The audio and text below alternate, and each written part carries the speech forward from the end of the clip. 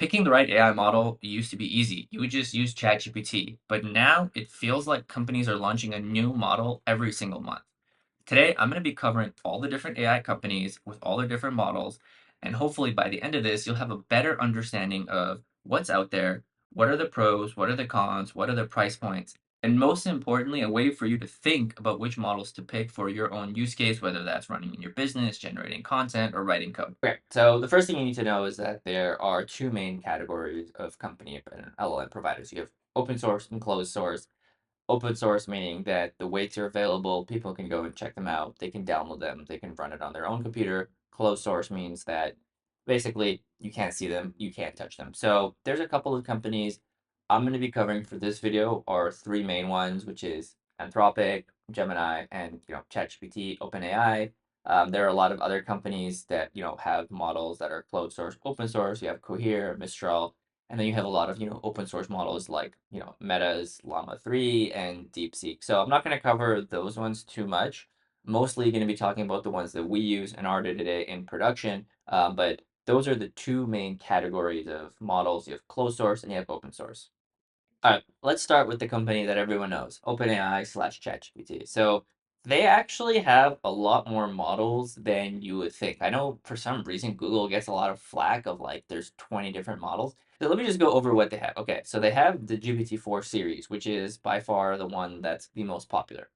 And they have four. They have GPT-4o, they have GPT-4o 2024, oh 05, oh 08, and then ChatGPT 4o latest.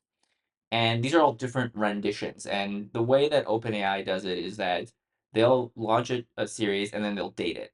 And then what they'll do is basically when you pick, GPT-4o, they'll always point that to sort of based on their documentation, a specific dated one. So I think they mentioned that they're going to be sort of, starting October 2nd, that they're going to move GPT-4o to point to the 08, 06. Then you also have another model. You have ChatGPT 4o latest. And again, this for some reason is the one that's used in ChatGPT. And from what I read on the evals, it actually performed a lot better. Now, you also have a what I like to call workhorse model series, which is GPT-4o Mini. Now, Mini is sort of one of my more enjoyable models because it's really good at being fast and cheap. And it's really fantastic for scenarios where I don't need a lot of intelligence. And you'll kind of see this theme of like sort of tiered models where the cheapest and fastest ones are in one section, then you have like the medium ones, and then you have the really smart ones. And I think that this trend is going to continue. But 4.0 Mini is great. It's super easy to use and it's actually really good at function calling. Then you have the new series of models that came out from OpenAI, which is the O1 and O1 Mini. These series of models, when they first came out, which was not that long ago, like literally a week and a half or 2 weeks ago, I didn't know how to use. This model was probably the most confusing model to use because it functioned so differently than all the other ones. And I can do like a full kind of guide on the best practices for this, but what I've noticed is that like I like to think of them as like a senior engineer or senior someone at a company where I need to give them all of the context they need to be able to do their task. Whereas if I'm using another model, I'll sit there, I'll chat with it, I'll be like, do this, do that. When I come to use O1 and sort of O1 Mini, which they consider, these reasoning models, I need to make sure that I'm giving it all of the relevant information it needs because one, it's slow, and the other is that it's expensive. Okay, so what are the strengths of sort of the GPT series? Now, I like to think of it as no one ever got in trouble for using OpenAI and GPT. They're reliable models. They're really good at instruction following, and more specifically, they are very good at something called structured outputs. Okay, so what is structured outputs? Structured output is when you have a model return something like this, where you have brackets, and in the developer world, this is called JSON. And the reason we have that is because if someone says something like, you know, what what is the weather like in New York, right? ChatGPT will just give you some text. But if we as a developer or as anyone wants to format it into a specific output, so maybe we want to render some UI, maybe I want to show the user like, hey, here is like a graph or things like that. Structured outputs are really, really important. Now, the OpenAI series of models are actually probably the best out of all the models I've tried for giving out consistent JSON. This example that I gave of sort of this is a very simple one. Any model can do this. Sometimes you have very, very complicated nested JSON. And the ChatGPT series, by far the best. Interesting thing though that I didn't know. Again, this is so confusing that no one ever talks about this. ChatGPT 4.0 latest for some reason doesn't work well with tools, so you have to use GPT 4.0 2024-0806. Based on the evals that they had, this is the best at structured JSON and structured outputs. I know it's confusing. So super quickly, if you're looking at using OpenAI, if you want to use a model that's actually a little bit more creative, use ChatGPT 4.0 latest. If you want a model that's better at structured outputs. It's actually faster. I've tested it a lot internally. So what are the downsides of the GPT series? Honestly, not that much. They're all really good models. I would say that for me, the biggest downside is that they're not very creative. Specifically 4.0, ChatGPT 4.0 latest has been pretty good. And also that sometimes they have pretty inconsistent like latency, you'll start to notice, I don't know why this happens, is that if you're using, for example, 4.0 mini and you're using it for a lot of summarization calls, maybe in production, you have a giant load of users using it, you'll start to notice that there is some latency for the response times if you send in a lot of requests. But overall, you can't really go wrong with the ChatGPT series. I will say if you're looking at doing something like coding, these models are not the best. That's reserved for Anthropic, but can't go wrong. Obviously, solid models, and OpenAI is always improving them. Also, the GPT series models are pretty reasonably priced, and like I said before, you start to see three categories of pricing. You have the cheap models, which is the O Mini, 15 cents per 1 million input, and then you have the 4.0 series, which is $5 per 1 million. And then again, this really confusing bit that if you use the 06, 08, 06, whatever, it's cheaper. But overall, I'll do a comparison of all the prices in one. They're all reasonably priced. I will say GPT 4.0, this one is like more, I don't really see a reason to use this when Claude exists. But for the most part, pretty reasonably priced. Okay, so the next one we got is Anthropic. And recently they've launched the model that actually is the most popular coding model, which is Claude 3.5 Sonnet. I will say personally, from our tests and our evals, Claude 3.5 Sonnet is by far the best all-round model. It's not as good at structured JSON outputs, and I've noticed that for very complex structured outputs, you know, GPT-4 is the way to go. But even then, when we were using it, we noticed that internally, OpenAI's GPT-4 gave outputs without error. The outputs were way worse. So we actually ended up reverting this, going back to Claude 3.5 Sonnet and just adding a little bit more prompting.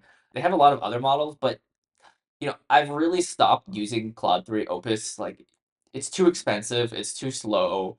It's really, really smart, but like it's not as smart as 3.5. I think they've really done a good job of like making 3.5 Sonnet so good that Opus isn't useful. Again, they have their cheap tier, like I mentioned, with Haiku, and that is more expensive than a GPT-4o Mini, and it's also not as smart. So if you're thinking, hey, should I use Haiku over Mini? Mini wins every time.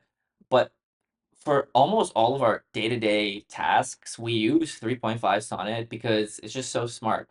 And one of the reasons it's so good at coding, and you'll see a lot of products that actually sort of before 3.5 Sonnet, they were like working well-ish, and then Sonnet launched and these took off. So Cursor, V0.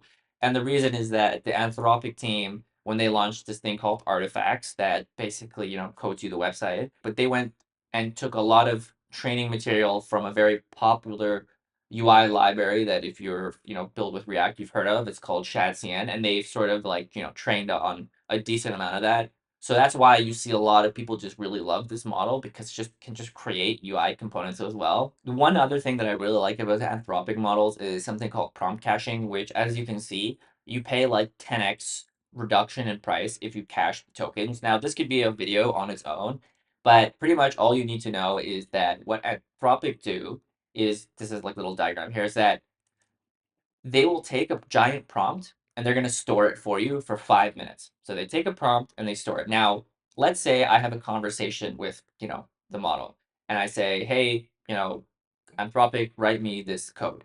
That costs me some amount of input tokens as defined here. Now, if I cache it, what means is the first time I put those tokens, I give those to Anthropic, I pay $3.75 per million. However, if I have caching enabled, the next time I read from those tokens, they're actually 30 cents per million tokens. So it's a 10x reduction in price. And that means that if you have long conversations, having, prompt caching is really, really effective. And the nice part is it automatically refreshes as it's used. And it's good, especially if you're working within the context of a business. You might have, one massive system prompt that you're using for all your customers. Now, that could go into a shared cache. So if you have a giant system prompt and all your customers are using that system prompt, even then, prompt caching makes sense because if that's not changing, you're going to be saving a lot of money. Last up, we have the Google models. Now, I'm going to be pretty honest, okay? Gemini, Google, whatever, they had all these different names. When they launched their models last year, I was critical of them. They were pretty bad. They had the Palm series, and it was honestly horrendous. And honestly, Google has been shipping, guys. So Google now has two models, and I know people keep saying like Google's models are hard to figure out. No, man, they have two models. They have Gemini Flash, which is the cheap kind of workhorse, and then they have Gemini Pro, which is sort of again you could think of it as on par with GPT-4 and Claude 3.5 Sonnet. Both of these models are actually really good. So recently, Google launched a new update that made them, in my opinion, really good. Specifically, Flash. Like we use Flash a lot in production now, and it is a really good model. And I don't know what they did, but we noticed that it's way better at instruction following. And this is something that you don't actually know until you sit down and play with the models. You start to realize the difference between a model that can follow instructions versus can't. So if you don't know what instruction following is, super simple. If I ask the model to do something, how well will it adhere to what I asked it? So if I say, hey, can you do step-by-step thinking, or can you, make sure that you respond in a specific format? Generally, models that are smarter are better at instruction following. I will say the best model still that I found at instruction following is Claude 3.5 Sonnet, but the Gemini, specifically Flash, has been a big step function over the previous version. And again, and we use it actually more than 4.0 Mini. So how do you actually look at these models and evaluate them? Now, there are a lot of different ways to run evals, and that's just sort of the industry practice where you have a bunch of prompts, you have a bunch of use cases, and then you just basically run all the different models through the prompts and look at their outputs and see, what's good or not. So for example, here I have this giant sort of web search task. It has, 60,000 tokens, and I'm sort of asking it a question on, what are the hackathons here, I think. And there's a lot of context. And you can see something like Gemini Flash, it gives me the step-by-step reasoning. It is actually able to give me a lot of nuance. And this is something that I didn't notice in the earlier models, where before it would just kind of like make stuff up. But what I've started to notice is that with the better the models get, the more it like hallucinates less. It doesn't just flat out say the wrong thing. It'll say, well, this thing, for example, is sort of like this other thing, but it's not actually directly related to this primary thing. And this is what I like to call the vibe test, where for a couple of like sample use cases, I'll just run this model, I'll run like ChatGPT. So here I have another one, and I'll kind of look at the outputs, and it kind of gives me like a good general gauge of like different questions and things like that. And I do think it's actually something that a lot of people should do, but they don't do enough of. Overall, I'm actually pretty happy with the Gemini models. I think internally we've switched over a large portion of our load from GPT 4.0 Mini to Gemini. So I would definitely recommend this model if you're looking at long form summarization, looking at like answering over 100,000 tokens. Gemini Flash also supports videos. I didn't put it here. It's natively multimodal in that sense. Like I can do video, I can do audio files, I can ask questions about it there. Very, very versatile model, and it is, let me see what the pricing is, the cheapest model by far at 7 cents per 1 million input tokens. I don't even know how that works. Like, how can they get this model so cheap? But 7 cents per 1 million input, if you like have longer prompts, okay, it's a little bit more expensive. Compare that to sort of even GPT-4 Mini, half the price.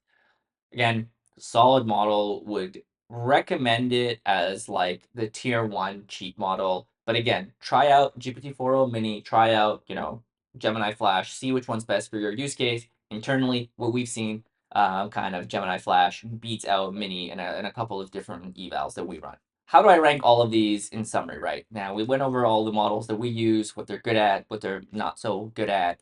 And I like to split this into the three main categories or tiers, right? You have the workhorses, which is GPT-4o, Gemini Flash. These are the guys that you're running 24/7. And if AGI ever becomes sentient, it's probably going to be these models that are going to enslave us because like these guys are working all the time. They're very, very useful models, and they make a lot of applications that were not possible 6 months ago, at a price point where you're not like, your bill isn't exploding. If you're thinking about, okay, which one am I going to use? If I'm going to be honest, don't use Haiku until they come out with 3.5, which they will. Gemini Flash or GPT-4o Mini, both are good. We use Flash a bit more. Then you have tier two, Gemini Pro, Claude 3.5 Sonnet, and GPT-4o. So what you'll see is that 3.5 Sonnet for coding is your way to go. I personally haven't found much use for Gemini Pro because we just use Flash. And then GPT-4o for sort of maybe more structured output, some creative tasks. But to be honest, like this tier is just dominated by, Claude 3.5 Sonnet. Then you have the tier one, right? And these are sort of the new generation of models that are going to come out, which are the thinking ones, and they are definitely more challenging to use. And again, if you guys want, I could make a video on how to optimize using these thinking models. These sort of will all in the end game work together in their different fashions. So like for example, if I'm asking to summarize a giant piece of text or I'm asking to classify something, I don't need to use something like O1 Preview or O1 Mini. I don't even need to use something like Claude 3.5 Sonnet. Gemini, Flash, or Mini is going to work. However, if I'm doing something like high level architecture, which is something that a lot of people do use, and I suggest you use O1 for, that's going to come down to these thinking models because they have a little bit more time to come up with a very good solution. Then, anywhere in between, they're going to be going into the tier two. I really like how it's split because it kind of just makes sense, right? Super complex thinking and reasoning, any sort of in-depth analysis. That's like another thing that I actually like to use O1 Preview for. So, for example, if I'm giving it like a bunch of context or I'm giving it like, the example I like to think of is I was using it internally to come up with like some use cases for auto. And what I noticed is that I could give O1 Preview or O1 Mini like a bunch of examples, a bunch of context, and it was able to synthesize something that Claude 3.5, Gemini, GPT-4o could not. So really, I'm excited to see where these models go. I would also personally just use them in ChatGPT. The API is just, it's not as good. I don't know why. Maybe there's something happening that ChatGPT is doing, but also it's just way cheaper to use it in ChatGPT. Like the bill for these ones, because they charge you based off of sort of like input tokens and how much they think these are really really expensive models. But yeah, this is sort of the tier structure I like to think of. So summarization, classification, like just a lot of context. I don't want to pay a lot of money. Go with the tier three, tier two coding. You could use it for a lot of more agentic tasks. I haven't said that word yet. So you're gonna go with tier two, and then tier one. You're gonna think of these as the big high level senior developer engineer, whatever you want to refer to it as, and you give these guys high level goals. You want them to synthesize very clear, and do a lot of analysis. That's the one to go to. So that's it for this video. This was definitely, a lot of kind of my opinions, and this is the things that I see in the day to day, how I like to think about these models. I could have gone into a lot more depth into any of these sectors. Like a lot of people might say, well, how do you prompt them? What is chain of thought? How do I use, step by step thinking to improve the outputs of like the smaller models? Or, how can I use like the smaller models and intertwine them with like the big models? And I think that's sort of a little out of scope for this video. So if there is something that you guys kind of want a more in-depth video about, please let me know. More than happy to do kind of something like this. And I'm sure I'll do more of these because like I'm pretty sure in like 5 days another model is gonna come out. So just let me know, and I hope you guys enjoyed the video. Peace.